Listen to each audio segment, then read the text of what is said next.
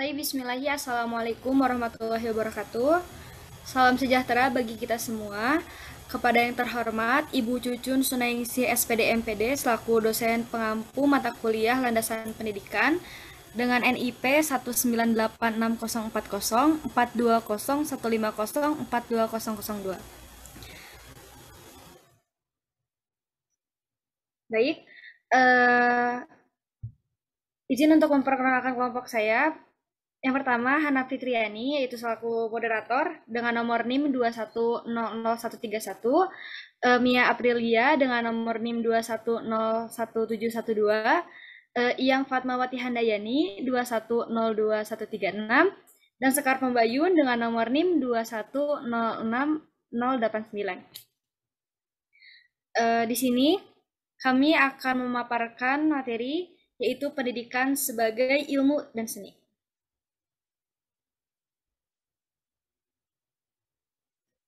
Oke, pematerian pertama akan dipaparkan oleh saya sendiri, itu definisi ilmu. Asal kata ilmu adalah dari bahasa Arab, yaitu alama yang berarti pengetahuan. Dalam bahasa Indonesia, ilmu sering disamakan dengan sains yang berasal dari bahasa Inggris, science. Kata sains itu sendiri berasal dari bahasa Yunani, yaitu skio atau skire, yang artinya pengetahuan. Science dari bahasa Latin scientia yang berarti pengetahuan. Berdasarkan Oxford Dictionary, ilmu didefinisikan sebagai aktivitas intelektual dan praktis yang meliputi studi sistematis tentang struktur dan perilaku dari dunia fisik dan alam melalui pengamatan dan percobaan.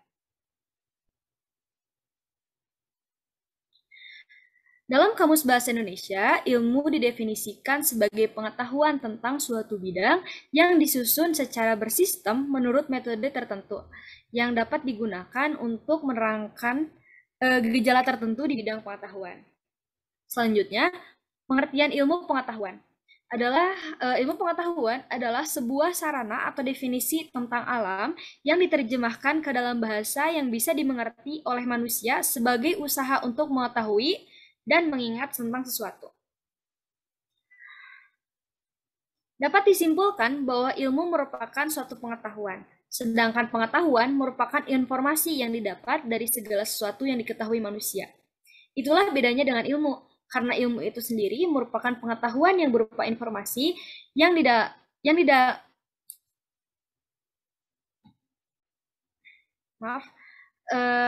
pengetahuan yang berupa informasi yang didalami sehingga menguasai pengetahuan tertentu yang menjadi suatu ilmu. Nah, di sini ada karakteristik ilmu. Secara umum, karakteristik ilmu adalah satu, bersifat akumulatif dan merupakan milik bersama. Kedua, kebenarannya tidak mutlak. Tiga, bersifat objektif. Baik, cukup sekian yang bisa saya paparkan. Selanjutnya akan dilanjutkan oleh Mia Aprilia. Terima kasih. Terima kasih. Menurut Harsoyo 1977 mengemukakan ciri-ciri ilmu sebagai berikut. Yang pertama, bersifat rasional. Hasil dari proses berpikir merupakan akibat dari penggunaan akal atau rasio yang bersifat objektif. Kemudian bersifat empiris, ilmu diperoleh dari dan sekitar pengalaman oleh panca indera. Ilmu sifat tidak abstrak, berdasarkan pengalaman hidup dan penelitian dapat menghasilkan ilmu. Kemudian ilmu bersifat umum, hasil dari ilmu dapat dipergunakan oleh semua manusia tanpa kecuali. Ilmu tidak hanya dapat dipergunakan untuk wilayah tertentu, tetapi ilmu dapat dimanfaatkan secara makro tanpa dibatasi oleh ruang. Kemudian bersifat akumulatif. Hasil ilmu dapat dipergunakan untuk dijadikan objek penelitian berikutnya. Ilmu sifatnya tidak statis. Setelah diperoleh ilmu tentang sesuatu, maka akan muncul ilmu-ilmu baru lainnya. Ya, kemudian klasifikasi ilmu pengetahuan. Ada beberapa pandangan yang terkait dengan klasifikasi ilmu pengetahuan dari salah satunya yaitu filsuf Augustin Comte dan Thomas.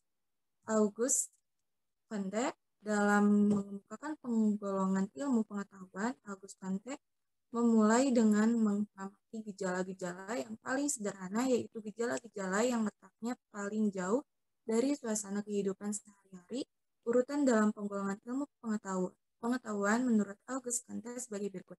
Yang pertama, ilmu pasti atau matematika, kemudian ilmu perbintangan, astronomi, ilmu alam yaitu fisika, ilmu kimia, ilmu hayat atau fisiologi dan biologi, dan kemudian fisika sosial atau sosiologi. Kemudian menurut Thomas S. Kuhn berpendapat bahwa perkembangan atau kemajuan ilmiah bersifat revolusioner, bukan kumulatif sebagaimana anggapan sebelumnya. Menurut Kuhn, cara kerja paradigma dan terjadinya revolusi ilmiah dapat digambarkan ke dalam tahap-tahap sebagai berikut. Tahap pertama yaitu paradigma ini membimbing dan mengarahkan aktivitas ilmiah dalam masa ilmu normal atau normal sains. Kemudian tahap kedua, menumpuknya anomali menimbulkan krisis kepercayaan dari para ilmuwan terhadap paradigma. Tahap ketiga, para ilmuwan bisa kembali lagi pada cara-cara ilmiah yang sama dengan memperluas dan mengembangkan suatu paradigma. Tandingnya yang dipandang bisa memecahkan masalah dan membimbing aktivitas ilmiah berikutnya. Kemudian definisi ilmu pendidikan. Ilmu pendidikan adalah sistem pengetahuan tentang fenomena pendidikan yang dihasilkan melalui riset dengan menggunakan metode ilmiah. Kemudian karakteristik ilmu pendidikan. Objek studi. Material ilmu pendidikan adalah manusia sebagai makhluk Tuhan yang berbeda hakiki dengan benda, tumbuhan, dan hewan. Sedangkan objek formalnya adalah fenomena pendidikan, yaitu fenomena mendidik dan fenomena lain yang berhubungan dengan kegiatan mendidik. Kemudian metode pendidikan menggunakan metode kualitatif dan metode kuantitatif. Penggunaan metode tersebut tergantung pada masalah atau objek penelitiannya. Kemudian isi ilmu pendidikan. Sebagaimana ilmu-ilmu lainnya, ilmu pendidikan dapat berupa konsep, aksioma, postulat, prinsip, hukum, teori, dan model. Dalam hal ini, ilmu pendidikan bersifat objektif, deskriptif, preskriptif, atau normatif yang disajikan secara rinci dan sistematis. Ilmu pada umumnya bersifat deskriptif, tetapi ilmu pendidikan tidak hanya bersifat deskriptif, melainkan juga bersifat preskriptif atau normatif. Kemudian fungsi ilmu pendidikan menjelaskan, memprediksi, dan mengontrol. Selanjutnya akan dibacakan oleh presentator berikutnya. Baik, terima kasih. Selanjutnya yaitu klasifikasi ilmu pendidikan. Ilmu pendidikan menggunakan ilmu-ilmu lain sebagai ilmu bantu. Menurut M.J. Langeveld 1980, sebagai ilmu yang bersifat otonom, ilmu pendidikan berperan sebagai tuan rumah, sedangkan ilmu-ilmu lain merupakan tamunya. M.J. Langeveld mengklasifikasi ilmu pendidikan atau ilmu mendidik terbagi atas yang pertama, ilmu mendidik teoritis yang meliputi 1. Ilmu mendidik sistematis, 2. Sejarah pendidikan, 3. Ilmu perbandingan pendidikan. Kemudian, ilmu mendidik praktis yang meliputi 1. Didaktik atau metodik, 2. Pendidikan dalam keluarga, 3. Pendidikan gereja atau lembaga keagamaan. Sedangkan Reja Mudyaharjo 2001 mengklasifikasi ilmu pendidikan sebagai berikut. Yang pertama, ilmu pendidikan makro, yaitu meliputi 1. Ilmu pendidikan administratif, 2. Ilmu pendidikan komparatif, 3. Ilmu pendidikan historis, 4. Ilmu pendidikan kependudukan.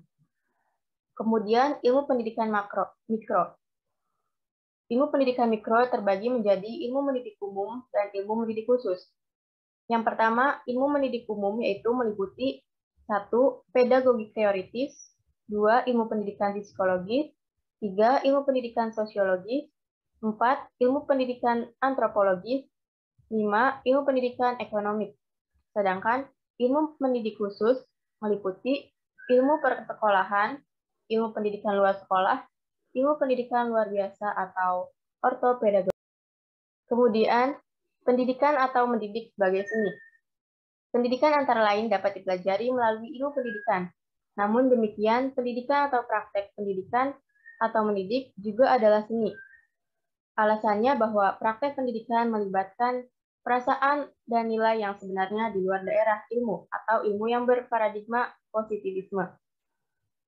Sehubungan dengan itu, Gilbert Higet 1954 mengibaratkan praktek pendidikan sebagaimana orang melukis sesuatu, mengarang lagu, menata sebuah taman bunga, atau menulis surat untuk sahabat. Sedangkan menurut Gallagher 1970, seni mendidik itu merupakan satu keterampilan jenis yang hanya dimiliki beberapa orang, dan mereka tidak dapat menjelaskan secara sistematis bagaimana mereka mempraktekkan keterampilan itu. Praktek pendidikan diakui sebagai seni. Implikasinya, fungsi mendidik yang utama adalah menghasilkan suatu karya yang utuh, sejati, unik, atau bukan pura-pura, atau dibuat-buat, atau tidak boleh dikorbankan sebagai kunci percobaan, dan tiap pihak memperoleh manfaat.